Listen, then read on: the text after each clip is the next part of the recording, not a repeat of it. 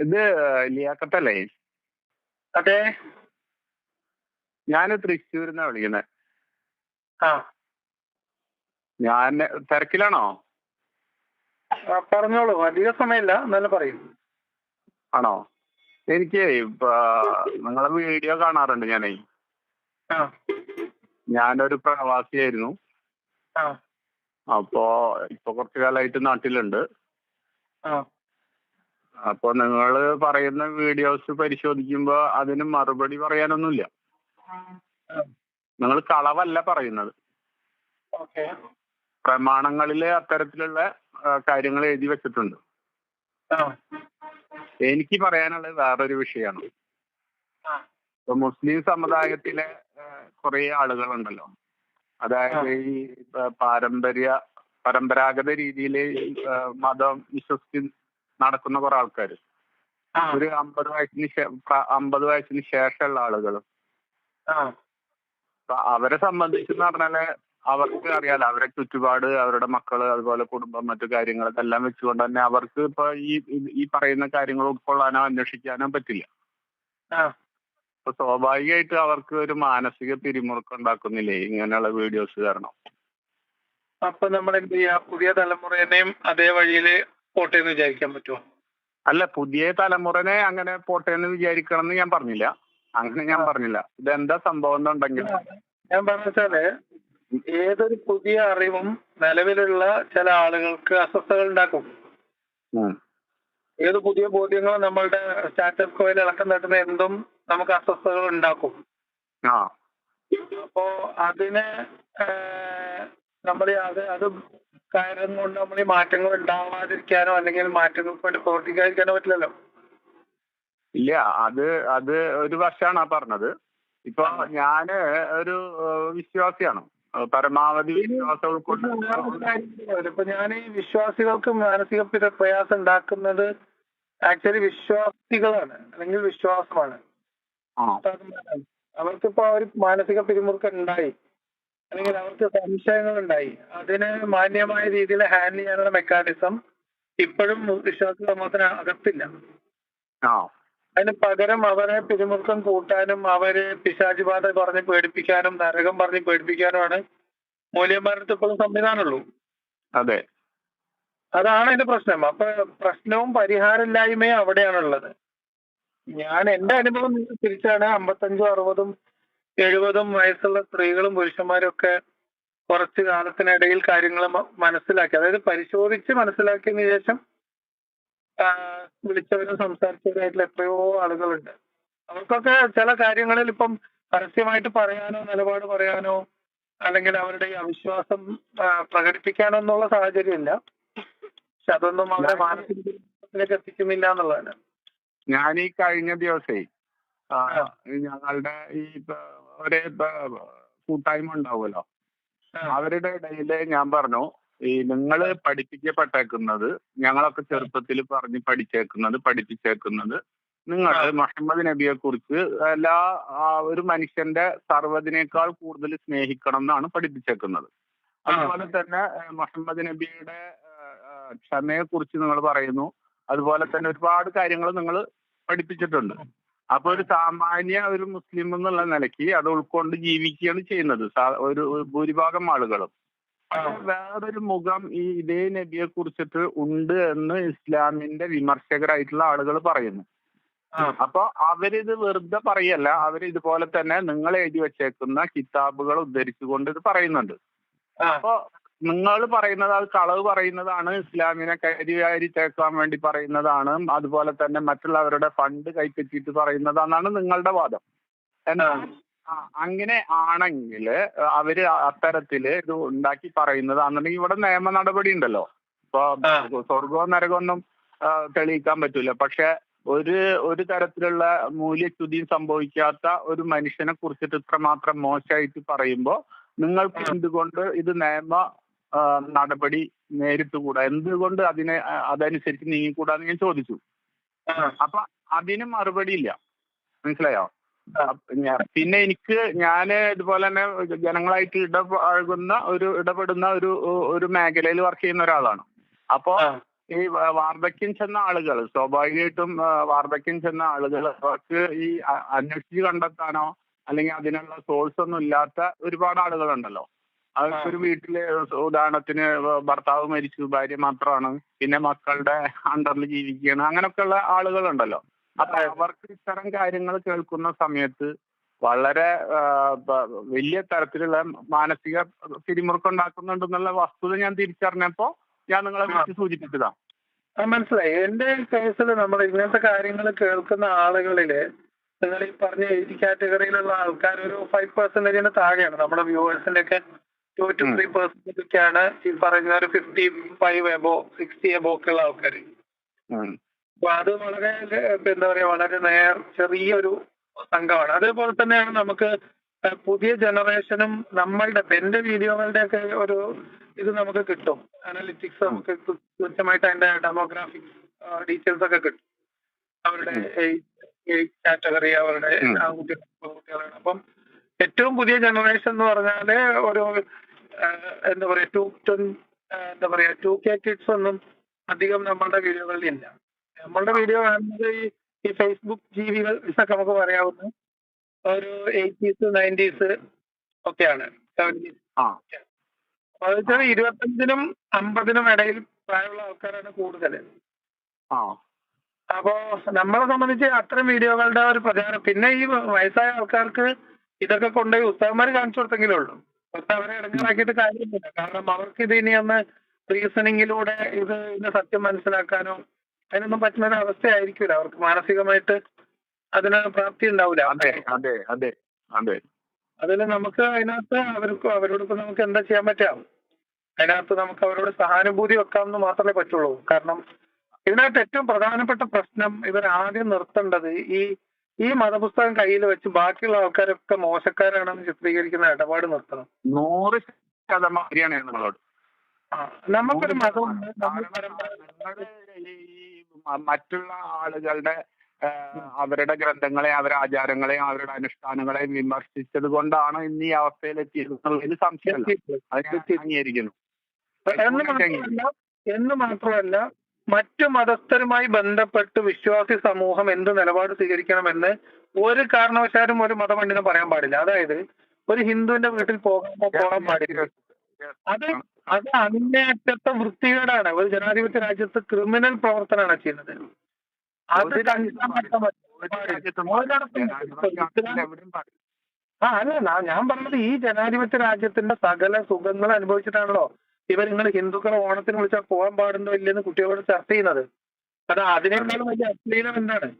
അപ്പൊ അതൊക്കെ അവസാനിപ്പിക്കാൻ ഇവിടുത്തെ മുസ്ലിം പൊതുസമൂഹം തയ്യാറാവുക എന്നുള്ളതാണ്. അത്തരം മൂല്യമാരെ നിയന്ത്രിക്കുക എന്നുള്ളതാണ് ഒന്നാമത്തെ പ്രവർത്തനം. അത് അകത്തുനിന്ന് ചെയ്യേണ്ടതാണ്, നമുക്ക് ചെയ്യാൻ പറ്റില്ല.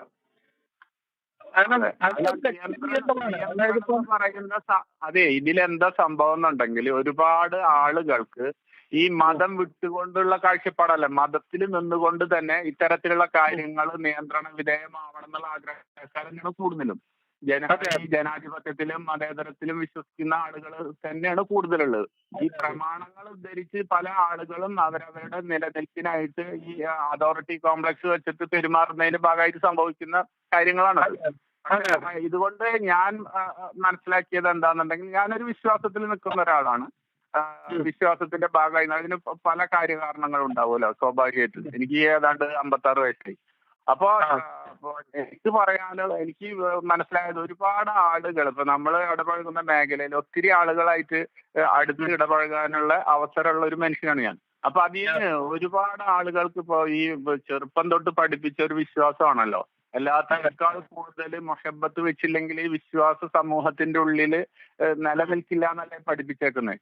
അപ്പൊ അങ്ങനെ ഉള്ള ഒരു ആളെ കുറിച്ചിട്ട് വേറൊരു തരത്തിൽ പറയുന്നത് കേൾക്കുന്ന സമയത്ത് അവരുടെ ഉള്ളിൽ ഉണ്ടാവുന്ന വേദന ഇവന്മാര് പരിഹരിക്കുന്നില്ല. മനസ്സിലായോ? അവർക്കത് പറയാനുള്ള വേദിയില്ല. അവർക്കതാരും ഇപ്പൊ ഞാനിപ്പോ ഈ കഴിഞ്ഞ ഒരു 72 വയസ്സായ ഒരു വല്യമ്മ എന്നോട് വളരെ സൗമ്യമായിട്ട് വിളിച്ചിട്ട് മോനെ എന്തേ കേൾക്കുന്നതെന്ന് ചോദിച്ചിട്ടുണ്ടായിരുന്നു. അതുപോലെ പലരും.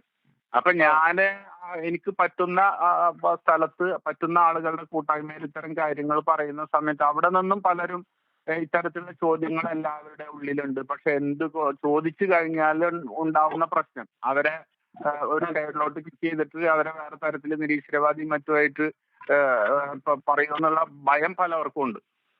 അപ്പൊ ഈ മാനവിക വിരുദ്ധമായിട്ടുള്ള നിലപാടിനെ ഒരു മനുഷ്യനും ഇതിലെ ഈ എക്സ്ട്രീമായിട്ട് ചിന്തിക്കുന്ന ആളുകളല്ലാതെ വേറൊരു മനുഷ്യനും അത് അംഗീകരിക്കുന്നില്ല. ഇപ്പൊ ഞാൻ കഴിഞ്ഞ ദിവസം ചോദിച്ചു, നിങ്ങൾ സ്വന്തം ഞാൻ ചോദിച്ചു, നിങ്ങൾ ഈ പറയുന്ന പ്രസംഗം, അപ്പൊ ഒരു പ്രസംഗം കേൾക്കാൻ ഇടയുണ്ടായി, സ്വന്തം ഫാദറിന്റെ തല വെട്ടിയിട്ട് മകൻ കൊണ്ടുവന്നു എന്നുള്ളത്. ഞാൻ പറഞ്ഞു, ഇത്തരത്തിലൊക്കെ നിങ്ങൾ എന്താണ് ഇതുകൊണ്ട് ഉദ്ദേശിക്കുന്നത്? ആരാണ് ഇക്കാലത്ത് ആദർശത്തിന്റെ പേരില് സ്വന്തം തന്തയുടെ തല വെട്ടുന്നത്? ഒരു പ്രായോഗിക അല്ലാത്ത ഒരു കാര്യം നിങ്ങളെടുത്ത് പറഞ്ഞിട്ട് എന്താണ് നിങ്ങൾ ഇതിൽ നിന്ന് നേട്ടം ഉണ്ടാക്കാൻ നോക്കുന്നത്? എന്താണ് നിങ്ങൾ കൊടുക്കുന്ന സന്ദേശം? മാത്രമല്ല, ആരാണ് അതിന് നിൽക്കുക? സ്വന്തം സ്വസ്ഥത നഷ്ടപ്പെടുത്തിയിട്ട് ഒരു എന്താ പറയാ, ഒരു ലീസ്റ്റ് ബുദ്ധിയുള്ള ആൾക്കാർ പോലും ഈ പ്രവർത്തിക്ക് പോവില്ലല്ലോ. എന്തിന്റെ പേരിലായാലും പോവില്ല. പിന്നെ അങ്ങനെയുള്ള കുറെ തല തിരിഞ്ഞ ആൾക്കാർ എന്തെങ്കിലും ചെയ്യാൻ പോകുന്നുണ്ടോ എന്നുള്ളത് നമുക്ക് പറയാൻ പറ്റില്ല. അപ്പം പ്രത്യേകിച്ച് ഇന്ത്യ രാജ്യത്ത്, കേരളത്തില് വ്യത്യസ്തങ്ങളായിട്ടുള്ള ആചാരങ്ങളും അനുഷ്ഠാനങ്ങളും അനുഷ്ഠിക്കുന്ന ആളുകളുടെ ഇടയിൽ വളരെ സൗമ്യമായിട്ട് പരസ്പരം കൊണ്ടും കൊടുത്തും തന്നെയാണ് ജീവിക്കേണ്ടത് എന്നാണ് എന്റെ അഭിപ്രായം. എന്താന്ന് വെച്ചാൽ, ഇപ്പൊ ഇതിന്റെ ഒരു പ്രാക്ടിക്കൽ വശം ഞാൻ പറഞ്ഞുതരാം. ഈ പറയപ്പെടുന്ന ഈ പ്രമാണബദ്ധമായിട്ട് കാര്യങ്ങൾ പറയുകയും അതിനനുസരിച്ച് ജീവിക്കലാണ് ജീവിതത്തിലെ ത്യാഗം. അതായത് പൂർണ്ണമായ ശരീരത്തനുസരിച്ച് ജീവിക്കാൻ കഴിയാത്ത ഒരു നാട്ടിൽ അതിനുവേണ്ടി പരമാവധി ശ്രമിക്കുന്നത് ജിഹാദിന്റെ ഭാഗമായി കാണുന്ന ഒരു ചിന്താ പദ്ധതിയുണ്ട്. ആ ചിന്തയുടെ ഭാഗമായിട്ട് ഈ തരം എക്സ്ട്രീം ചിന്തകളെ, അല്ലെങ്കിൽ പുസ്തകത്തിലുള്ളതുപോലെ ജീവിക്കണം, ആ കാലഘട്ടത്തിലുള്ളതുപോലെ തന്നെ ജീവിക്കണം എന്ന് ശഠിക്കുന്ന ആളുകളുടെ കയ്യിലാണ് ഈ ഉമ്മത്തിന്റെ നേതൃത്വം ഉള്ളത് എന്നുള്ളതാണ് ഇതിന്റെ പ്രശ്നം. ഒന്നാമത്തെ പ്രശ്നം. രണ്ടാമത്തത്, അവർക്ക് വേണ്ട സൗകര്യങ്ങൾ ചെയ്തു കൊടുക്കുന്ന ഉമറാക്കൾ എന്ന് പറയുന്ന ഒരു വിഭാഗമുണ്ട്. അതിൽ നിങ്ങൾ ഈ പറയുന്ന ആൾക്കാരുണ്ടാവും. അതായത് ഇതൊന്നും അത്ര എക്സ്ട്രീം ആയിട്ട് എടുക്കാതെ സ്വതന്ത്രമായിട്ട് ഇങ്ങനെ പരമ്പരാഗതമായി കൈമാറി വന്ന നല്ല അറിവുകൾ മാത്രം വെച്ച് ജീവിക്കണം എന്ന് ആഗ്രഹിക്കുന്നവർ എന്ന് പറഞ്ഞാൽ പബ്ലിക്കിന്റെ പ്രതിനിധികളാണ് ഉമറാക്കളായിട്ട് വരുന്നത്. അവരെ സംബന്ധിച്ച് അവര് പക്ഷെ ഈ ഉസ്താദുമാരുടെ നിയന്ത്രണം, അതായത് ഉസ്താദുമാർക്ക് വേണ്ട സൗകര്യം ചെയ്തു കൊടുക്കലാണ് അവർക്ക് കൽപ്പിക്കപ്പെട്ടിട്ടുള്ള പണി. അപ്പൊ ഇതുപോലത്തെ വിടുവായത്തം വയലു പറയാൻ വേണ്ടി സ്റ്റേജ് കെട്ടിക്കൊടുക്കലും അവർക്ക് കോഴി ബിരിയാണി ഉണ്ടാക്കി കൊടുക്കലുമാണ് ഈ സമാധാനം കാംക്ഷിക്കുന്ന മനുഷ്യന്മാരുടെ പ്രതിനിധികൾ ചെയ്യേണ്ടി വരുന്ന ദുരന്തമാണ് നമ്മൾ ഈ കാണുന്നത്. അതിന് പരിഹാരം ഉണ്ടാവുക എന്ന് പറയുന്നത് ഈ തരം സമാധാന കാംക്ഷികളായിട്ടുള്ള ആളുകൾ സംഘടിക്കുകയും അവർ ഉമറാക്കളുടെ നേതൃത്വം ഏറ്റെടുക്കുകയും അവർ ഉമറാക്കളായി മാറുകയും ആ ഉമറാക്കൾ സമൂഹത്തിന് അനുഗുണമാകുന്ന തരത്തിൽ ഈ നാട്ടിൽ പറയാൻ പറ്റുന്ന കാര്യങ്ങൾ പറയുന്ന തരത്തിൽ മൗലവിമാരെ നിയന്ത്രിക്കുകയും ചെയ്യുന്ന ഒരു അവസ്ഥ വരണം. തീർച്ചയായിട്ടും. അതില്ലെങ്കിൽ എന്ത് സംഭവിക്കുന്ന വെച്ചാൽ അവിടെ വളരെ ചെറിയൊരു ന്യൂനപക്ഷം ആയിരിക്കാം, ചിലപ്പോൾ 5% ആയിരിക്കാം, അല്ലെങ്കിൽ 10% ആയിരിക്കാം. അവർ ഈ സമൂഹത്തിന് ഡൊമിനേഷനിലേക്ക് വരികയും ഇപ്പൊ അഫ്ഗാനിസ്ഥാനിലും ഇറാനിലും ഒക്കെ ജീവിക്കുന്ന മനുഷ്യരിൽ ഭൂരിപക്ഷവും സമാധാനത്തോടെ ജീവിക്കണം ആഗ്രഹിക്കുന്നവരാണ്. പക്ഷെ ഇതിന്റെ ഉമ്മത്തിന്റെ നേതൃത്വം ഒരു സമുദായത്തിന്റെ മുകളിൽ അല്ലെങ്കിൽ ആരുടെ കയ്യിൽ ഇരിക്കുന്നു അതിനനുസരിച്ചിരിക്കും കാര്യങ്ങൾ. ഇപ്പൊ അഫ്ഗാനിസ്ഥാനിൽ ഏറ്റവും അവസാനം വന്ന വാർത്ത അടുക്കളകൾക്ക് ജനാലകൾ പാടില്ല എന്നുള്ളത്. അതായത് അലക്കുകയും പത്രം കഴുകുകയും ഒക്കെ ചെയ്യുന്ന അടുക്കള ജോലികൾ ചെയ്യുന്നിടത്ത് സ്ത്രീകൾ സ്ഥിരമായിട്ട് നിൽക്കുന്ന സ്ഥലങ്ങളിൽ നിന്ന് പുറത്തേക്കും അകത്തേക്കും കാഴ്ച കാണുന്ന രീതിയിൽ ജനൽപ്പാളികൾ തുറന്നിടരുത് എന്നൊക്കെയാണ് പുതിയ നിയമം. പുതിയതായിട്ട് വീടുണ്ടാക്കുമ്പോൾ അത്തരം ജനാലകൾ, വഴിയിലേക്ക് തുറക്കുന്ന ജനാലകളോ എന്തെങ്കിലും ഉണ്ടോ എന്ന് നോക്കാൻ വേണ്ടി അവിടുത്തെ മുനിസിപ്പാലിറ്റി ഉദ്യോഗസ്ഥന്മാരെ ചുമതലപ്പെടുത്തിയിട്ടുണ്ടെന്നാണ് പുതിയ വാർത്തകൾ വരുന്നത്. മനസ്സിലായോ? അപ്പൊ അവിടെ ജീവിക്കുന്ന 90% ആളുകളും ഈ താലിബാനിസം അംഗീകരിക്കുന്നവരല്ല. പക്ഷെ അവരുടെ നേതൃത്വം, രാഷ്ട്രീയ നേതൃത്വം, മത നേതൃത്വവും ഇവരുടെ കയ്യിലായതുകൊണ്ട് ആ ജനങ്ങൾ അതിന് അടിമപ്പെട്ടു പോകും. ഇതാണ് ഞാൻ പറയാറുള്ളത്, ഇസ്ലാമിന്റെ ഏറ്റവും ഒന്നാമത്തെ ഇരകൾ എന്ന് പറയുന്നത് മുസ്ലിങ്ങളാണ്. കാരണം ഇസ്ലാം വന്ന് നേരിട്ടല്ല ഇവരെ ഇടങ്ങേറാക്കുന്നത്. നമ്മളെ മൗലവിമാരും നമ്മളെ ഉമറാക്കളുമാണ്. ഈ മൗലവിമാരും ഉമറാക്കളും തമ്മിൽ മൗലിയർ എവിടെ നിൽക്കുന്നു, ഉമറാക്കൾ എവിടെ നിൽക്കുന്നു, ആരാണ് ഇതിൽ നേതൃത്വം വഹിക്കേണ്ടത് എന്നുള്ള കാര്യത്തിലൊക്കെ പൊതുജനങ്ങൾക്ക് അഭിപ്രായം പറയാനുള്ള ഉണ്ടാവണം. ഇതിപ്പോ എന്താ വെച്ചാൽ പള്ളി കമ്മിറ്റി തീരുമാനിച്ചതിന് അപ്പുറത്തേക്ക് മഹലിൽ ഒരാൾക്ക് അനങ്ങിയാൽ അയാളെ മഹല്ല് വിലക്കാണ് ചെയ്യുക. തീർച്ചയായിട്ടും. അല്ലാതെ മഹലിലെ പൊതു ആൾക്കാരുടെ പൊതു അഭിപ്രായം മാനിച്ചിട്ട് കമ്മിറ്റി തീരുമാനം എടുക്കുകയല്ല ചെയ്യുന്നത്. അപ്പൊ അതൊക്കെയാണ് ഇതിന്റെ പ്രശ്നം. അതുകൊണ്ട് നമുക്കിത് പറയുക എന്നുള്ളതും പുതിയ തലമുറയിലെ ആളുകൾ ഇത് ഈ അർത്ഥത്തിൽ ചിന്തിക്കുക എന്നുള്ളതും മാറ്റത്തിന് വേണ്ടിയിട്ടുള്ള പ്രഷർ അകത്തുണ്ടാവുക എന്നുള്ളത് മാത്രമാണ് പ്രതിവിധി. അത് ആൾക്കാർ പ്രയാസപ്പെടും. നിങ്ങൾ ഈ പറഞ്ഞ ആ ഒരു കാറ്റഗറി ആളുകൾ പ്രയാസപ്പെടുന്ന കാര്യം ഒരു ഫാക്ടാണ്. ഞാൻ നിങ്ങളുടെ വീഡിയോസ് കണ്ടപ്പോ തുടക്കത്തില് എനിക്ക് അതില് സ്വാഭാവികമായിട്ടൊരു വിശ്വാസിക്ക് ഉണ്ടാവുന്ന കുറെ പ്രയാസങ്ങൾ ഉണ്ടായിരുന്നു. ഇതുപോലെ തന്നെ വേറെ ഏതെങ്കിലും നേട്ടങ്ങൾക്ക് വേണ്ടിയിട്ടാണോ ചെയ്യുന്നത്. പിന്നീട് അതില് ഈ പ്രമാണങ്ങൾ ഉദ്ധരിച്ചുകൊണ്ട് ഓരോ കാര്യങ്ങൾ പറയുമ്പോൾ ഞാൻ കുറച്ച് ഓതിയിട്ടുള്ള ആളാണ്. അപ്പൊ ആയതുകൊണ്ട് അത് ചെക്ക് ചെയ്യുന്ന സമയത്ത് നിങ്ങൾ കളവ് പറയുന്നില്ല. പക്ഷെ അപ്പൊ കളവ് പറയാതെ സത്യമാണ് നിങ്ങൾ പറയുന്നത്. ഇപ്പൊ ജബ്ബാർ മാഷാണെങ്കിലും നിങ്ങളാണെങ്കിലും ഒക്കെ വളരെ മാന്യമായിട്ടാണ് സംസാരിക്കുന്നത്. അപ്പൊ നിങ്ങളുടെ സംസാരം സ്വാഭാവികമായിട്ടും പല ആളുകളെയും അട്രാക്ട് ചെയ്യുന്നുണ്ടെന്നുള്ളത് സത്യമാണ്. അപ്പൊ അക്കൂട്ടത്തില് ഈ പ്രായം ചെന്ന ആളുകൾക്ക് ഉണ്ടാവുന്ന ബേജാറ്, അവരുടെ മാനസിക പിരിമുറുക്കം പിന്നെ അവര് വേറൊരു തലത്തിലോട്ട് കൊണ്ടുപോയി എത്തിക്കുന്നുണ്ട്. കാരണം അവരിപ്പോ ഇക്കാലം അത്രയും ജീവിച്ചത് അവര് ഈ പ്രതീക്ഷയിലാണല്ലോ പറഞ്ഞു ബോധ്യപ്പെടുത്തിയേക്കുന്നത്. അപ്പൊ അതിന്റെ അപ്പുറത്തുള്ള ഒരു കാര്യം പറഞ്ഞു കേൾക്കുന്ന സമയത്ത് അവർക്ക് വേറെ ഒന്നും ചെയ്യാൻ പറ്റുന്നില്ല. പിന്നെ ഈ ഇസ്ലാമിക പക്ഷത്തുള്ള പല പണ്ഡിതന്മാരും ഈ റഹ്മത്തുള്ളാഹി ഖാസിമിയെ പോലെ പല ആളുകളും പല വ്യത്യസ്ത മേഖലയിലുള്ള ആളുകള് ഇസ്ലാമിലുള്ള കൊഴിഞ്ഞുപോക്കിനെ കുറിച്ചിട്ട് സൂചിപ്പിക്കുന്നുണ്ട്, വേവലാതിപ്പെടുന്നുണ്ട്. പക്ഷെ ഇതൊന്നും നിങ്ങൾ ഈ പറഞ്ഞ പോലെ നേതൃത്വത്തിൽ ഇത് എത്തിക്കാൻ പറ്റൂല. ഇപ്പൊ ആരെങ്കിലും ഇതിനെ കുറിച്ച് സംസാരിച്ചു കഴിഞ്ഞാൽ അതിൽ വല്ല യാഥാർത്ഥ്യം ഉണ്ടോന്ന് മനസ്സിലാക്കാനോ അതല്ലെങ്കിൽ അത് സത്യമാണെന്ന് അതിനുള്ള ആ ഒരു തലത്തിലോട്ട് അവരുടെ മൈൻഡ് സെറ്റ് മാറുന്നില്ല. അത് അവർ കുറ്റം പറഞ്ഞിട്ട് കാര്യമില്ല, അത് അങ്ങനെ ആക്കി വെച്ചേക്കുന്നു. അപ്പൊ ഞാൻ കഴിഞ്ഞ ദിവസം പറഞ്ഞിരുന്നു, മരണശേഷം സ്വർഗം ഉണ്ടെങ്കിൽ കിട്ടട്ടെ, നരകം ഉണ്ടെങ്കിൽ നരകമുള്ളവർക്ക് അവര് അതിൽ പോട്ടെ. കാരണം ഇത് വല്ലാതെ ഭയപ്പെടുത്തുന്നുണ്ട്, വല്ലാതെ. ഇപ്പൊ എന്റെ ഉമ്മൊക്കെ ഈ അടുത്ത കാലത്താണ് മരിച്ചുപോയത്. അപ്പൊ ഉമ്മക്ക് ഇതുപോലെ തന്നെ വലിയൊരു അസുഖം വന്നിട്ട് ഈ ഡയബറ്റിക് ഫ്രൂട്ട് വന്നിട്ടാണ് ഉമ്മ മരിക്കുന്നത്. അപ്പൊ ഇതുപോലെ നമ്മളിത് സ്വന്തം വീട്ടിൽ അനുഭവിക്കുന്നതാണ്. കാരണം ഈ വേദനയേക്കാൾ പേടി ഈ മരണത്തെ കുറിച്ചും അതിന് ശേഷമുള്ള കാര്യങ്ങൾ ഓർത്തിട്ടാണ്. അപ്പൊ ഇത്തരത്തിലുള്ള കാര്യങ്ങൾ ഞാൻ അവരോട് സൂചിപ്പിച്ചിരുന്നു. പക്ഷെ അത് ഈ ഒരു എന്താ പറയാ ഒരു ചിന്താശേഷിയുള്ള ആളുകളോട് മാത്രമാണ് അത് ചർച്ച ചെയ്തിട്ട് കാര്യമുള്ളൂ. അല്ലാത്ത ആളുകളെ സംബന്ധിച്ചിടത്തോളം ഇത് മാത്രമല്ല കൂടുതൽ ഏജുള്ള ആളുകളെ സംബന്ധിച്ച് അവർക്ക് ആ അർത്ഥത്തിൽ അത് അനലൈസ് ചെയ്യാനുള്ള പറ്റുന്നില്ല. അപ്പൊ വിശ്വാസത്തിന്റെ ഞാൻ മനസ്സിലാക്കിയിടത്തോളം വിശ്വാസത്തിന്റെ 2 തലങ്ങളുണ്ട്. ഒന്നിപ്പോ ചില സാധനങ്ങൾ ഉപയോഗിക്കരുതെന്നുള്ള കാര്യങ്ങൾ സൂചന. ഞാനൊന്നും ജീവിതത്തിൽ മദ്യം ഉപയോഗിച്ചിട്ടില്ല, പുക വലിച്ചിട്ടില്ല. സംഗതി അത് എന്തിന്റെ പേരിലാണെങ്കിലും അത്തരം കാര്യങ്ങളിൽ നിന്ന് അത് വിട്ടു നിൽക്കാനുള്ള ഒരു പ്രചോദനം, അതല്ലെങ്കിൽ സെൽഫായിട്ട് നമ്മളൊരു നിയന്ത്രണ വിധേയമാക്കുന്നുള്ള ഒരു ബോധ്യം ഉണ്ടാവുക എന്നൊക്കെ പറഞ്ഞാൽ അത് ദോഷമുള്ള കാര്യമായിട്ട് എനിക്ക് തോന്നിയിട്ടില്ല. അതിനു വേണ്ടി ഉപയോഗിക്കുന്ന ടൂള്, അതായത് അതാണ് എന്റെ പ്രശ്നം. അതായത് ഇപ്പം അത് 2 പ്രശ്നങ്ങൾ തന്നെ അതിനകത്തുള്ളത്. 3 പ്രശ്നങ്ങൾ പറയാം. ഒന്നാമത്തെ പ്രശ്നം, ഇത് വളരെ റിയലിസ്റ്റിക് ആയിട്ടുള്ള ഒരു റീസൺ പറഞ്ഞിട്ടല്ല നമ്മൾ ഇതിൽ നിന്ന് ആളുകളെ മാറ്റി നിർത്തുന്നത്. ഇപ്പൊ ദൈവം മനസ്സിലായോ, ദൈവത്തിന്റെ ശിക്ഷയോ മരണമോ അത് കഴിഞ്ഞിട്ടുള്ള കഠിനമായിട്ടുള്ള ശിക്ഷയോ ഭയപ്പെടുത്തിക്കൊണ്ടാണ് ഈ തരം ഒരു കാര്യം. ഇത് മാത്രമല്ല, കള്ള് പെണ്ണ് തുടങ്ങിയിട്ടുള്ള കാര്യങ്ങളൊക്കെ സുഖാസ്വാദനങ്ങളായിട്ടാണ് ഇസ്ലാം നിരീക്ഷിക്കുന്നത്. മനസ്സിലായോ? ഇത് ആക്ച്വലി ഇതൊരു സുഖാസ്വാദന പരിപാടിയല്ലല്ലോ. ഇപ്പൊ ഈ കള്ളുകൂടിയാണെന്ന് പറയുന്നത് സുഖാസ്വാദനമായിട്ട് നമ്മൾ എടുക്കാൻ പറ്റില്ല. പക്ഷെ അങ്ങനെ ഇതിനെ ഡിഫൈൻ ചെയ്യുകയും എന്നിട്ട് അതിൽ നിന്ന് വിട്ടുനിൽക്കാൻ പ്രേരിപ്പിക്കുകയും അതിനുവേണ്ടി തെറ്റായ ഒരു ഭയം ഇവരുടെ ഉള്ളുണ്ടാക്കുകയും ചെയ്യണം. അപ്പൊ ഇതിന്റെ ഒരു പ്രത്യാഘാതങ്ങൾ വേറെ 2 എണ്ണമാണ്. ഒന്നാമത്തെ പ്രശ്നം ഇതാണ്, ഈ പഠിപ്പിക്കുന്നതിന്റെ പ്രശ്നം. രണ്ടാമത്തത് ഇതിന്റെ ഇപ്പൊ ഇൻ കേസ് ഒരാൾക്ക് വിശ്വാസം നഷ്ടപ്പെട്ടു, അയാൾ ഒരു നല്ല കാലത്താണുള്ളത് എന്ന് വിചാരിക്കുക, അയാൾ നല്ല ആരോഗ്യമുള്ള കാലത്താണ് ജീവിക്കുന്നതെങ്കിൽ അയാളുടെ മനസ്സിൽ ഡിഫോൾട്ടായിട്ട് മദ്യത്തെക്കുറിച്ചും ഈ സ്ത്രീ വ്യഭിചാരം എന്ന് പറഞ്ഞിട്ട് പഠിപ്പിച്ച കാര്യത്തെക്കുറിച്ചൊക്കെ ഇസ്ലാമിൽ ഇത് അള്ളാഹുവിന്റെ ശിക്ഷ പേടിച്ച് മാറ്റി നിർത്തപ്പെട്ട സുഖാസ്വാദനങ്ങളായിട്ടാണ് കാണുന്നത്. അപ്പൊ അതുകൊണ്ടുണ്ടാകുന്ന സാമൂഹ്യ പ്രശ്നങ്ങൾ ആ വ്യക്തിക്ക് ഉണ്ടാകാൻ സാധ്യതയുള്ള മൂല്യച്യുതി ഒരു ഭാഗത്തുണ്ട്. രണ്ടാമത്തത്, ഇതിന് വേണ്ടിയിട്ട് അല്ലെങ്കിൽ ഇങ്ങനെ ഇത് ഉപേക്ഷിച്ചു എന്ന് പറയുന്ന ആളുകളെ സംബന്ധിച്ച് ജീവിതം നഷ്ടപ്പെടുത്തിയല്ലോ എന്നൊരു വേവലാതി ഉണ്ടാവും. മനസ്സിലായോ? ഇതൊക്കെ സുഖാസ്വാദനമാണ്, എന്നാൽ ആ കാലം കഴിഞ്ഞു പോയി എന്നിട്ടാണ് ബോധം വന്നതെന്നുള്ളവർക്ക് അപ്പൊ ഒരു വേറൊരു മാനസിക പിരിമുറുക്കം, ഞാൻ എന്റെ ജീവിതം ആസ്വദിച്ചില്ലല്ലോ എന്നതും വരാം. അപ്പൊ ഇങ്ങനെ ഇതൊക്കെ നെഗറ്റീവായിട്ടാണ് ഇതിനെ ബാധിക്കുന്നത്.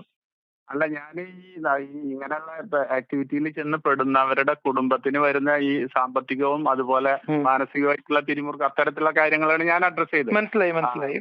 പക്ഷെ ഞാൻ പറഞ്ഞത് അതിനുള്ള പരിഹാരം എന്ന് പറയുന്നത് ഇന്നത്തെ കാലത്ത് നിങ്ങൾ പേടിപ്പിച്ചിട്ട് ഒരു കുട്ടികളെയും ബോധവൽക്കരിക്കാൻ കഴിയില്ല.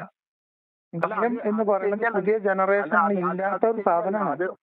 അല്ല, അത് ശരിയല്ല എന്നുള്ള അഭിപ്രായക്കാരനാണ് ഞാൻ. ഞാൻ പറയാം. അപ്പൊ നമ്മള് പുതിയ കാലത്തെ കുട്ടികള് നിയമങ്ങളെ പോലും പേടിക്കൂല, രാജ്യത്തിന്റെ നിയമങ്ങളെ പോലും. അതിന് പകരം ജനാധിപത്യവും പറഞ്ഞ് മനസ്സിലാക്കിയാൽ അത്രേ പറ്റുള്ളൂ. അതെ അതെ അതെ. ഒരു ജനാധിപത്യ സമൂഹം പിന്നെ സാമൂഹ്യ ധാർമ്മികത, മൂല്യങ്ങൾ, അവരുടെ ആരോഗ്യത്തെ കുറിച്ചുള്ള അവബോധം തുടങ്ങിയിട്ടുള്ള കാര്യങ്ങളിലൂടെ മാത്രമേ ഇത്തരം പ്രശ്നങ്ങൾക്ക് പരിഹാരം ഉണ്ടാവുള്ളൂ. അതെ അതെ അതെ അതെ. ഇപ്പൊ പോലീസ് പിടിക്കുന്ന പേടിപ്പിച്ചിട്ടോ CCTV ഉണ്ടെന്ന് പറഞ്ഞിട്ടോ നരകത്തിലിടുന്ന് പറഞ്ഞിട്ടൊന്നും പുതിയ തലമുറയിലെ കുട്ടികളെ ഏതെങ്കിലും ഒരു കാര്യത്തിലേക്ക് അടുപ്പിക്കാനോ അകറ്റാനോ കഴിയുമെന്ന് ഞാൻ വിചാരിക്കുന്നേ ഇല്ല. അല്ല, അതെല്ലാം നിങ്ങൾ പറഞ്ഞത് കറക്റ്റ് ആണ്. എനിക്കിതിലൊരു കാര്യം മാത്രം പറയാനായിട്ടാണ് ഞാൻ വിളിച്ചത്. കാരണം നിങ്ങൾ പറയുന്ന കാര്യങ്ങൾ നമ്മൾ ചെക്ക് ചെയ്തപ്പോ അതൊക്കെ ഇതിൽ എഴുതി വെച്ചിട്ടുണ്ട്. അപ്പൊ എനിക്ക് നിങ്ങൾ ആരെന്തെങ്കിലും കാശ് മേടിച്ചിട്ടാണെന്നുള്ള ധാരണ ഇല്ല, ഉണ്ടെങ്കിൽ ഞാൻ വിളിക്കില്ല. മനസ്സിലായില്ലേ? നിങ്ങൾക്ക് ബോധ്യപ്പെട്ട ഒരു കാര്യം നിങ്ങൾ അതില് എന്താ പറയാ അതിലനുഭവിച്ച കാര്യമാണ് നിങ്ങൾ പറയുന്നത്. ഇത് നിങ്ങൾ മാത്രമല്ല, എല്ലാ ആളുകളും അത്തരത്തിലുള്ള അനുഭവങ്ങൾ അനുഭവിച്ചിട്ടുണ്ട്. പല തരത്തിലുള്ള കാര്യങ്ങളുണ്ട്. പക്ഷെ ഇതൊരു നേതൃത്വത്തിനെതിരെ സംസാരിക്കാനുള്ള ഗട്ടുള്ള ആളുകളില്ല. ഉണ്ടായാൽ തന്നെ അവരൊറ്റപ്പെടുത്തുന്ന അങ്ങനെ ഒരു സംഗതിയാണ്. മാത്രമല്ല, ഇസ്ലാം എന്ന് പറയുന്നത് വളരെ പന്തലിച്ച ഒരു വലിയ വൃക്ഷമാണ്. അതെ അതെ. അതിന് പലതരം ആൾക്കാരുണ്ട് അതിനകത്ത്. പലതരം ആൾക്കാരുണ്ട് അതിനുള്ളിൽ. അപ്പൊ അതിനിടയിലൊന്നും ആർക്കും ഇനിയിപ്പോ വിയോജിപ്പ് ഉണ്ടായാൽ പോലും അവർക്കത് സംസാരിക്കാനുള്ള സ്പേസ് അതിലില്ല. പിന്നെ അങ്ങനെ ചെയ്ത് ഇവരാദ്യം പഠിക്കേണ്ടത് എന്താ അറിയോ? ഈ സമൂഹത്തിൽ ഇവർക്ക് ഇനി ആകെ നിലനിൽക്കണമെങ്കിൽ അവർ ആദ്യം പഠിക്കേണ്ടത് ഇവരുടെ അകത്തുള്ള ഈ പടലപ്പിണക്കണല്ലോ, ഈ തെരുവിൽ വെച്ച് വിളിച്ചു കയറലും നിലവിളിക്കലും അങ്ങോട്ടും ഇങ്ങോട്ടും ആക്രോശിക്കലും, അതാദ്യം നിർത്തിയാലേ ഈ പുതിയ തലമുറയിലേക്ക് ഇവരെ സ്വാധീനിക്കാൻ കഴിയുള്ളൂ. ഈ അവസ്ഥയിലേക്ക് എത്തിച്ചത് ഇതുപോലുള്ള നിസ്സാര കാര്യങ്ങൾക്ക് സ്റ്റേജ് കെട്ടി എന്നൊക്കെ പുറത്തുണ്ടായത് ഇവന്മാരുടെ ഈ ക്ലിപ്പിട്ട് വയലുറച്ചിലാണ്. അതെ അതെ അതെ അതെ അതെ. ഒരു വിഭാഗത്തിനെ വിമർശിക്കാൻ വേണ്ടി ഏതറ്റം വരെ പോവുകയും അതിലൊക്കെ തുടക്കത്തിൽ അതിലൊക്കെ അട്രാക്ട് ചെയ്തിട്ടുണ്ടായിരുന്ന ഒരാളാണ് ഞാൻ. അപ്പൊ സ്വാഭാവികമായിട്ട് ഇതിൽ ഈ പറയുന്നതാണല്ലോ ശരി എന്നുള്ള തോന്നലും അതനുസരിച്ച് നിങ്ങൾക്ക് ചെയ്തിട്ടുണ്ട്. പിന്നീട് ഇപ്പൊ നാട്ടിൽ പ്രവാസം കഴിഞ്ഞിപ്പോ ഒരു കുറച്ചായിട്ട് 3-4 വർഷമായിട്ടാണ് നാട്ടിൽ വന്നേക്കുന്നത്. നാട്ടിൽ വന്നപ്പോഴാണ് ഇതിന്റെ ഭീകരത എവിടെയാണ് ചെന്ന് എത്തിയേക്കുന്നത് നമുക്ക് മനസ്സിലാവുന്നത്. കാരണം നമ്മളിവിടുന്ന് പോകുമ്പോൾ ഞങ്ങൾ ഒരു 10-30 വർഷം ഗൾഫിൽ നിന്ന ആളുകള് അന്ന് ഉണ്ടായിരുന്ന സകല ബന്ധങ്ങളും നഷ്ടപ്പെട്ടു എന്നുള്ളതാണ് വസ്തുത. ഇപ്പൊ എന്റെ പരിസരത്തൊക്കെ ക്രിസ്ത്യാനി ഉണ്ട്, ഹിന്ദുക്കളുണ്ട്. അവരൊക്കെ ഇതുപോലെ തന്നെ ഓണം വന്നാലും അവരുടെ പെരുന്നാൾ വന്നാലൊക്കെ പലഹാരങ്ങൾ കൊണ്ടുവരികയും നമ്മൾ തിരിച്ചങ്ങോട്ട് കൊടുക്കുകയൊക്കെ ചെയ്തതിന് ഒരു സുവർണ കാലഘട്ടം ഉണ്ടായിരുന്നു. അതെല്ലാം മാറിയിട്ട് ഈ വിഭാഗത്തിനെ വളരെ മോശമായിട്ട് ടാർഗറ്റ് ചെയ്യുന്ന ഒരു മദ്രസ പൊട്ടന്മാരെന്നൊക്കെ വിളിക്കുന്നത്. അല്ലെങ്കിൽ എത്ര ഹൈലി ക്വാളിഫൈഡ് ആയിട്ടുള്ള ആളുകളുള്ള ഒരു സമൂഹത്തിനാണ് ഈ മദ്രസ പൊട്ടൻ എന്ന് വിളിക്കുന്ന ഒരു അവസ്ഥയിലേക്ക് എത്തിച്ചേക്കുന്നത്. അപ്പൊ ഇതൊക്കെ കാണുമ്പോ വിശ്വാസം ആർക്കെങ്കിലും ഉണ്ടെങ്കിൽ അവർ ആ വിശ്വാസം അനുസരിച്ച് ജീവിക്കട്ടെ. പക്ഷെ പൊതുസമൂഹത്തിനോട് ഇടപെടുന്ന സ്ഥിതി അത് ഇന്ത്യയുടെ കൾച്ചർ എന്ന് പറയുന്നത്, നമ്മുടെ ഇന്ത്യയുടെ ഒരു എന്താ പറയാ ഒരു പൊളിറ്റിക്കൽ കൾച്ചർ എന്നൊരു സാധനം ഉണ്ട്. അത് പൊളിറ്റിക്കൽ കൾച്ചർ അല്ലെങ്കിൽ രാജ്യത്തിന്റെ ഒരു ഡെമോക്രാറ്റിക് ഒരു ഫാബ്രിക്, അതിനോട് ഇഴകി ചേരുക എന്നുള്ളത് മാത്രമാണ് ഏത് മനുഷ്യനും ചെയ്യാവുന്ന ഒരു കാര്യം. ചെയ്യാതെ മുന്നോട്ട് പോകാൻ പറ്റില്ല. വിശ്വാസി അത്തരത്തിലുള്ള നിലപാട് തന്നെയാണ് സ്വീകരിക്കേണ്ടത്. അതെ, അതിന് വിരുദ്ധമായ നിലപാടുകൾ വിളിച്ചു പറയുന്ന മൗലിയമാർക്ക് ആ സമൂഹത്തിലാണ് സ്ഥാനം ഇല്ലാണ്ടാവേണ്ടത്. അല്ല, അത് ഒരിക്കലും നടക്കില്ല. കാരണം എന്താണെന്നുണ്ടെങ്കിൽ ഇവര് ഈ കുറെ ചിന്താശേഷി ഇല്ലാത്ത, അതല്ലെങ്കിൽ ഇങ്ങനെ വിശദീകരിച്ച് വിമർശനങ്ങൾക്ക് വിധേയമായി പഠിക്കുന്ന സംവിധാനം അല്ലെങ്കിൽ അത്തരത്തിൽ ചിന്തിക്കാത്ത ആളുകളാണ് ഈ കൂടെ നിർത്തിയേക്കുന്നത്. അപ്പൊ അവരെന്ത് പറയുന്നു അവിടെയാണ് ശരി. അതിന്റെ അപ്പുറത്തുള്ള ഏത് ശരി പറഞ്ഞാലും ഏൽക്കില്ല. അപ്പൊ നമ്മളെ സംബന്ധിച്ചിടത്തോളം നമുക്ക് വിശ്വാസം വിടുക എന്ന് പറയുന്ന അല്ലെങ്കിൽ വിശ്വാസമില്ലായ്മ എന്ന് പറയാതൊന്നും നമുക്ക് വരില്ല. പക്ഷെ സ്വാഭാവികമായിട്ടും നമ്മുടെ ഉള്ളിൽ അത് എന്താ പറയാ ഇൻബിൽഡ് ആയിട്ട് വന്ന ഒരു അവസ്ഥയാണ്. അപ്പൊ നമ്മളങ്ങനെ ആ രീതിയിലാണ് നമ്മൾ വളരുന്നത്. അപ്പൊ നമുക്ക് വിയോജിപ്പുള്ള മേഖല അത് പറഞ്ഞു കഴിഞ്ഞാൽ അതിന് ഒരു അംഗീകാരം ഉണ്ടാവുകയും അത്തരത്തില് ഇതര മതസ്ഥരായിട്ട് വളരെ നല്ല സാഹോദര്യത്തിൽ നീങ്ങാവുന്ന, തീർച്ചയായിട്ടും അതിന് സമുദായം തയ്യാറാവുക എന്നുള്ളതും അവർ ഇനീഷ്യേറ്റീവ് എടുക്കുക എന്നുള്ളതും, ഞാൻ പറഞ്ഞത് അതിന് ഉമറാക്കൾ മുന്നിട്ടിറങ്ങുക എന്നുള്ളതാണ്. അപ്പൊ ഞാൻ എന്റെ ഒരു അനുഭവം പറയാം. എനിക്ക് ആളുകളുടെ പേരും വിവരമൊന്നും പറയാൻ പറ്റില്ല. അതായത് പള്ളി ഖത്തീബ്, പള്ളിയിൽ ഖുതുബ പറയുന്ന ആൾ ആ ഈ മതത്തിനകത്തുള്ള പ്രശ്നങ്ങൾ പൂർണ്ണമായും മനസ്സിലാക്കി. ഇപ്പൊ നമ്മളൊക്കെ പറയുന്ന കാര്യങ്ങൾ പൂർണ്ണമായും ശരിയാണെന്ന് അംഗീകരിക്കുന്ന പള്ളിയിൽ ഖുത്ബ ഓതുന്ന മനുഷ്യന്മാരുണ്ട് എന്ന്. അതെ എന്തുകൊണ്ടെന്ന് വെച്ചാൽ അവരൊക്കെ പറയുന്ന ഒരു കാര്യം ഒന്നും ചെയ്യാൻ പറ്റില്ല അവർക്ക്. മനസ്സിലായോ? അതാണ് ഇതിന്റെ ഏറ്റവും വലിയ പ്രശ്നം. വിശ്വാസത്തിനൊന്നും കോട്ടം തട്ടാത്ത നിലയിൽ പോലും സമൂഹത്തിന്, സമുദായത്തെ ഏതെങ്കിലും തരത്തിൽ പോസിറ്റീവായിട്ടുള്ള ഒരു മാറ്റം വരുത്തുന്ന ഒരു അഭിപ്രായ പ്രകടനത്തിന് പോലും കഴിയില്ല. അല്ല, അങ്ങനെ ഒരു സംഗതി നമ്മൾ പറഞ്ഞാൽ, അങ്ങനെ ഒരു സംഗതി നമ്മൾ ഈ സമൂഹത്തിൽ ഇപ്പൊ ഞാനൊക്കെ ചില ക്ലിപ്പുകളും കാര്യങ്ങളൊക്കെ ഇങ്ങനെയുള്ള കാര്യങ്ങൾ വരുമ്പോ അങ്ങനെ ഭയപ്പെടുത്തിയിട്ടുള്ളതും അല്ലാത്തതും ഒക്കെ വരുന്ന സമയത്ത് ഞാൻ അതിനെതിരെ സംസാരിക്കും. എന്നിട്ട് സംസാരിച്ചിട്ട് ഇങ്ങനെ ഒരു ഫേസും കൂടെ ഈ പ്രശ്നത്തിൽ, ഇപ്പൊ ഉദാഹരണത്തിന് ക്ഷമയെ കുറിച്ച് പറയുന്ന സമയത്ത് ഈ ഒട്ടകത്തിന്റെ കുടൽമാല ഇട്ടതൊക്കെയാണ് നമ്മൾ പഠിച്ചേക്കുന്നത്. അതേ മനുഷ്യനെ പിന്നീട് തലവെട്ടിയ കാര്യങ്ങൾ നമ്മളിപ്പോ ഇവിടെ നാട്ടിൽ വന്നതിന് ശേഷമാണ് അറിയുന്നത്. അപ്പൊ സ്വാഭാവികമായിട്ട് ഞാൻ പറഞ്ഞു, ഈ ക്ഷമയുടെ ഇത്ര മാത്രം അങ്ങേയറ്റം നമ്മൾ പഠിപ്പിച്ചിട്ടുള്ള ആള് ഒരു ഒട്ടകത്തിന്റെ കുടൽമാല കഴുത്തിലിട്ടതാണോ പ്രശ്നം, അല്ല അതേ മനുഷ്യനെ അയാൾ മാപ്പ് പറഞ്ഞിട്ട് കീഴടങ്ങിയിട്ട് അയാളെ വെട്ടിക്കൊന്നതാണോ പ്രശ്നം നമ്മൾ ചോദിച്ചിട്ടുണ്ട്. ഈ കിതാബിൽ എഴുതി വെച്ചിട്ടുള്ളതും മൗലവിമാര് പറയണ ഒരു സെന്റൻസ് ഉണ്ട് അതിനകത്ത്. അതായത് മുഹമ്മദ് എന്റെ കുട്ടികൾ ചെറുതാണ്, എന്റെ കുട്ടികൾക്ക് ആരാ ഉള്ളത് എന്ന് ചോദിക്കുന്നതായിട്ടും നരകമാണുള്ളത് എന്ന് മുഹമ്മദ് നബി മറുപടി പറഞ്ഞതായിട്ടുമാണ് പറയുന്നത്. വളരെ വേദന ഉണ്ടാക്കിയ ഒരു കാര്യമാണ് അത്. ആ മൊയ്ലിയാര് പറഞ്ഞ അത് അയാളെ ഏത് തരത്തിൽ പറഞ്ഞ് ആളുകളെ ബോധ്യപ്പെടുത്തിയെന്ന് എനിക്കറിയില്ല. എനിക്കത് കേട്ടിട്ട് വല്ലാതെ വിഷമമുണ്ടായ ഒരു സംഗതിയാണ് അത്. അതെന്താന്ന് വെച്ചാല് അത് നിങ്ങൾ നേരത്തെ പറഞ്ഞ ഈ ഹുബുർ റസൂലില് മുഹമ്മദ് നബിക്കെതിരെ വിമർശനം ഉന്നയിക്കുന്നവരോട് യാതൊരു സഹതാപവും ആവശ്യമില്ല എന്ന് അവരോട് ഫൈറ്റ് മോഡിൽ തന്നെ നിൽക്കാം. അവരോട് നമ്മൾ കാണിക്കുന്ന ക്രൂരതയൊന്നും ക്രൂരതയല്ല, അത് മതപരമായ ദൗത്യമാണെന്ന് ഒരു മനോനില ഉണ്ടാക്കിയെടുക്കുകയാണ്. ഇപ്പൊ നമ്മുടെ നാട്ടിലെ സുഡാപ്പികൾ എന്ന് പറയപ്പെടുന്ന പോപ്പുലർ ഫണ്ട് നമ്മുടെ നാട്ടിലുള്ള കുട്ടികളെ പരിശീലിപ്പിച്ചിരുന്നത് മരിക്കാനാണ്. അതായത് ഒന്നുകിൽ വിജയം അല്ലെങ്കിൽ മരണം എന്നാണ് അവരുടെ മോട്ടോ. ആത്മഹത്യാപരാണത്. ഇത് ഞാൻ പറഞ്ഞത് എന്റെ വിശ്വാസിയായിരുന്ന കാലത്ത് ഈ കാര്യത്തിൽ എന്റെ വീട്ടിലുണ്ടായിരുന്ന ഈ ഇത്തരം നിലപാടുള്ള ആൾക്കാരോട് തർക്കിക്കുകയും അവര് ഈ രാജ്യത്തെ കുട്ടിച്ചോറാക്കാൻ പോകുന്നവരാണെന്ന് അവരെ മൊത്തത്തിൽ പറഞ്ഞ ആളാണ് ഞാൻ. കാരണം അവര് മുസ്ലിങ്ങളെ രക്ഷിക്കാനല്ല പോകുന്നത്. അവരുണ്ടാക്കുന്ന ഈ പ്രസ്ഥാനം മുസ്ലിങ്ങൾക്ക് ജീവിക്കാൻ പറ്റാത്തൊരവസ്ഥയിലേക്ക്. ഇന്ത്യൻ മുസ്ലിങ്ങൾക്ക് പ്രശ്നങ്ങളുണ്ടോ എന്ന് ചോദിച്ചാൽ പല കാര്യങ്ങളും ശരിയാണ്. പക്ഷെ അതിനുള്ള പരിഹാരം എന്ന് പറയുന്നത് ഖുർആനോ, അതിനുള്ള പരിഹാരം ഇന്ത്യയിൽ ഒരു ജനവിഭാഗം അനുഭവിക്കുന്ന പ്രശ്നം, ഇപ്പൊ ഇന്ത്യയിൽ മുസ്ലിങ്ങൾ നേരിടുന്ന പ്രശ്നത്തിന് പരിഹാരം അല്ലാഹു അക്ബറോ ലാ ഇലാഹ ഇല്ലല്ലാഹോ ഖുർആനോ അല്ല. ഭരണഘടനാപരമായ പരിഹാരങ്ങൾ തേടണം. അല്ല ശരിയാണ്. അതിന് തേടാൻ നിങ്ങൾ തയ്യാറല്ല. അതിന് പകരം നിങ്ങൾ മുസ്ലിങ്ങൾ എന്ന വികാരത്തെ ഇളക്കിവിട്ട് സംഘടിക്കാനും ആണ് തയ്യാറാവുന്നതെങ്കിൽ ഇതേ വൈകാരികത അപ്പുറത്ത് ഇളക്കി വിടാനും അവിടെ സംഘടിപ്പിക്കാനും അവർക്ക് കഴിയും. സമഗ്ര പഠനം ഇല്ല, ഒരു വിഷയത്തിൽ സമഗ്ര പഠനം ഇല്ലാത്തതിന്റെ കുറവാണ്. ഈ പ്രശ്നം ഈ വൈകാരികതയാണ്. കാരണം ഇതിന്റെ അടിസ്ഥാനം എന്ന് പറയുന്നത് ഈ വൈകാരികതയാണ്. ഉമ്മത്ത് എന്നൊരു വൈകാരികതയും മുഹമ്മദ് നബി എന്ന് പറയുന്ന ഒരു വികാരം അത് ചെറുപ്പത്തിൽ പഠിപ്പിക്കുന്നതാണ്. ഡെവലപ്മെന്റിന് മുമ്പ് തന്നെ ബ്രെയിനിൽ കയറ്റി വെച്ചേക്കുന്ന ഒരു സാധനമാണ്. അത് ഡിലീറ്റ് ചെയ്യാൻ പറ്റില്ല. അത് അങ്ങനെ സ്വന്തമായിട്ട് മാഞ്ഞു പോകത്തൂല. മാത്രമല്ല കേരളത്തിൽ വേറൊരു പ്രശ്നമാണ്. ഇപ്പൊ കേരളത്തില് മുസ്ലിം രാഷ്ട്രീയ പ്രസ്ഥാനം എന്ന രീതിയിൽ, സെക്യുലർ മുസ്ലിം രാഷ്ട്രീയ പാർട്ടി എന്ന രീതിയിൽ പേര് സ്വയം പറയുന്ന ആ പാർട്ടിയാണല്ലോ മുസ്ലിം ലീഗ്. മുസ്ലിം ലീഗ് പുറത്തു പറയുന്ന ഈ നിലപാട് മുസ്ലിം സമുദായത്തിന്റെ പൊതു സംസ്കാരമായി വളർത്തിക്കൊണ്ടിരുന്നതിൽ പരാജയപ്പെട്ടിട്ടുണ്ട്.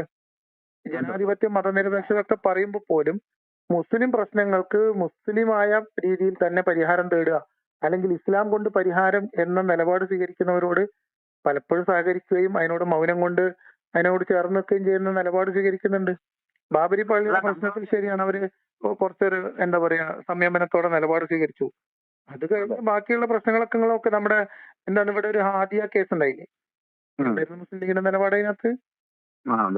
അപ്പോ അതൊക്കെ പ്രശ്നമാണ്. ഞാൻ പറഞ്ഞത് ഇതിന് പരിഹാരം മുസ്ലിം സമുദായത്തിനകത്തുനിന്നാണ് ഉണ്ടാവേണ്ടത്. നമ്മൾ നമ്മുടെ കർമ്മം ചെയ്ത് മുന്നോട്ട് പോകുന്നു എന്ന് മാത്രമേ ഉള്ളൂ. അതിനകത്ത് ഈ പല ചില ആളുകളുടെ പ്രയാസം ഉണ്ട്, നമ്മൾ കാണണം.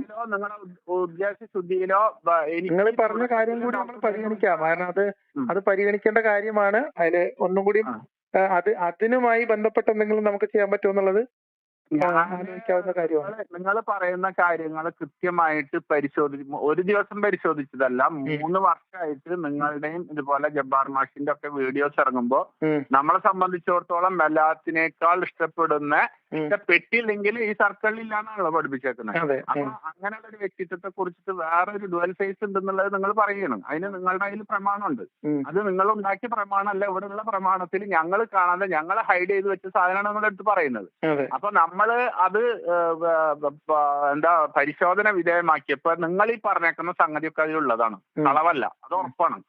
അപ്പൊ ഞാൻ പറഞ്ഞു 99% കറക്റ്റും 1% തെറ്റും വന്നു കഴിഞ്ഞാൽ പോലും അത് ബുദ്ധിമുട്ടാണ്. കാരണം ഇത് പ്രപഞ്ച സൃഷ്ടാവിൽ നിന്നുള്ള സന്ദേശമാണല്ലോ.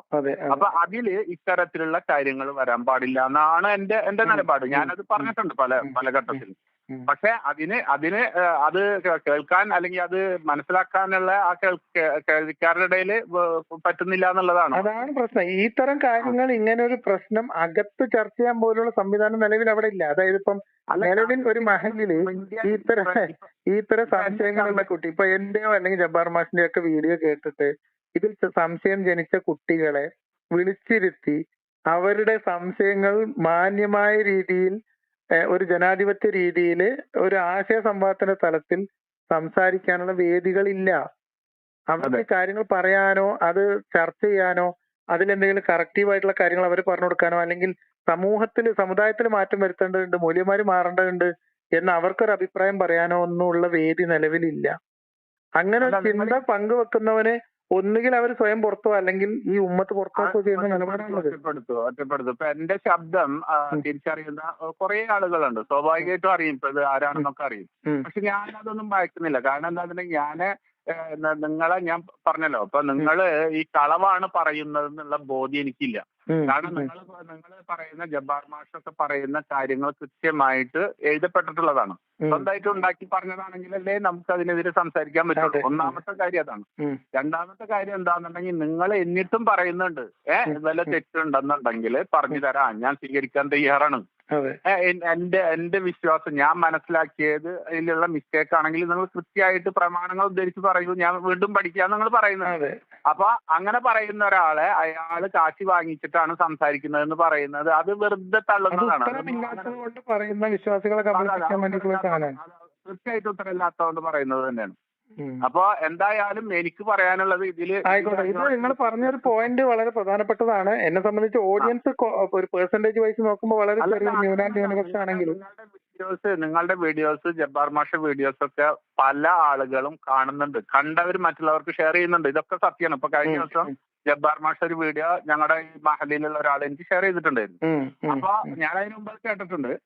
അപ്പൊ അത് പലവരും കേൾക്കുന്നുണ്ട്, കേട്ടവർ കേൾപ്പിക്കുന്നുണ്ട്. ഇതൊക്കെ സംഭവിച്ചിട്ടുണ്ട്. അപ്പൊ എന്നെ സംബന്ധിച്ച് പറയാനുള്ളത് എന്താണെന്ന്, ഈ വളരെ വാർദ്ധക്യ ദിശയിലെത്തിച്ച ആളുകളെ സംബന്ധിച്ചിടത്തോളം അവർക്ക് വല്ലാത്ത ബേജാറുണ്ടാവുന്നു. ഇപ്പൊ നമ്മുടെ വീട്ടിലുള്ള ആളുകളാണെന്നുണ്ടെങ്കിൽ അവരെ കൂടി പരിഗണിച്ചിട്ട് അവരോട് പറയാനുള്ള കാര്യങ്ങൾ കൂടി പറയാൻ ശ്രമിക്കാം. അതാണ് അതിൽ നമുക്ക് ചെയ്യാവുന്ന ഒരു കാര്യം. അങ്ങനെ ചെയ്യണമെന്നാണ്. അല്ല, നിങ്ങളുടെ വിമർശനങ്ങൾക്ക് ആവശ്യമുള്ള ആൾക്കാരാണെന്നുണ്ടെങ്കിൽ കൃത്യമായിട്ട് വരട്ടെ, സംസാരിക്കട്ടെ. അത് തന്നെയാണ് അതിന്റെ ശരി.